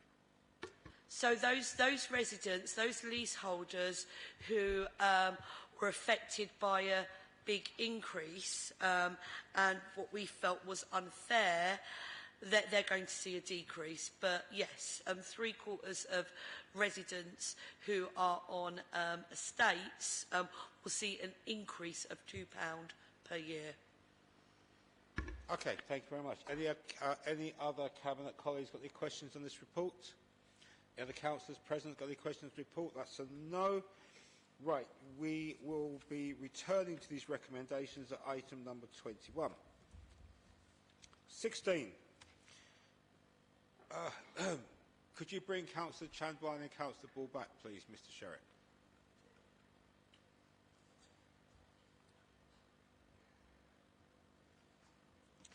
Item number 16 is the report on the local government ombudsman finding.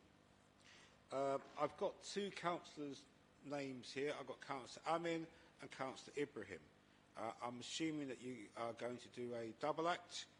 So can I leave it to whoever comes in first, please? So my understanding is that the introduction is from Councillor Amin. However, obviously, because it impacts on housing to some extent as well, that's why it's in both our names. But the actual introduction is from Councillor Amin.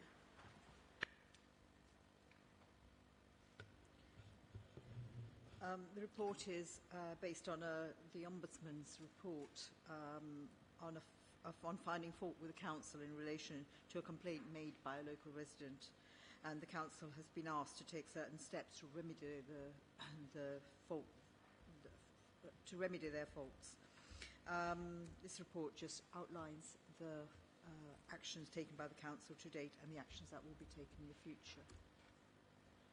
Okay. So the nature of the complaint was the way in which the council dealt with the particular residents' housing benefit claim, which is why that part of it comes under Councillor Amin's brief. But there was subsequent homelessness as a result of this issue, and also there are recommendations with regard to how we subsequently dealt with that homelessness situation as well. Thank you very much. Any other councillors got any questions on this report? Councillor James. Can I just ask, can we be assured that the lessons have been learnt from this and that there won't be other similar cases coming up in the future, whether they end up with the Ombudsman or not? Councillor Amin.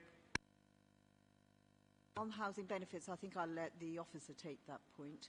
Can I just say also that although the report talks about the actions that the council have taken, one of the actions I have asked the officers to take is to start doing random checks every 3 or 4 months, and we can agree on how frequent those are. But I'd quite like random checks to make sure that people are following the same procedures that they should be following. That's one action that I have asked in addition to what's in the report. But like you, I was disappointed with the report, and the actions now to be taken are quite serious. I'll let the officer pick that up.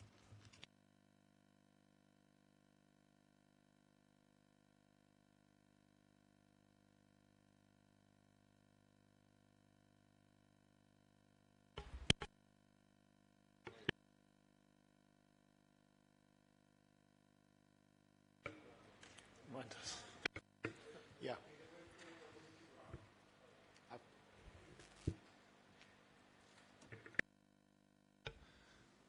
Apologies for that.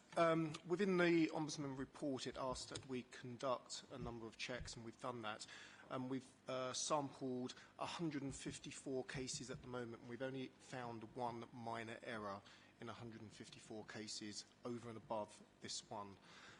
We are doing a thorough check, as Councillor Amin has said, and we are sampling, we're going through the full caseload of 2,000 cases before the 31st of March. Okay, thank you very much. Right, if we... So can I just specifically draw councillors' attention to the Ombudsman's recommendations about the compensation that's being recommended as well, which is on page 241. But also, and can I say that these decisions were between 2017 and May 2018, and I think there's been significant improvements, particularly in what has come through in terms of because I recall when I was on corporate committee that there was a time where there was some severe challenges with benefit calculations, and I believe that that's significantly improved over the last few years. That does not mean that this did not, you know, this should, that we should not know what was going wrong in the past. Thank you very much for that. Right, if I can ask Cabinet to turn to page 240 of your pack, the recommendations here at paragraphs 3.1 to 3.4. Are these agreed, please? Agreed? Lovely, thank you very much. Right, item 17, minutes of other bodies. These are for noting. You can see these on pages 265 to 270. Can we note those? Is that agreed? Agreed, lovely. Thank you very much. New items of urgent business. There are no new items of urgent business. And item number 19 is the exclusion of press and public. Under paragraph 3 and 5, part 1, schedule 12A of the Local Government Act, we are going to hold the rest of this meeting in exempt session. I'd like to thank you all for coming and for being here right at the end.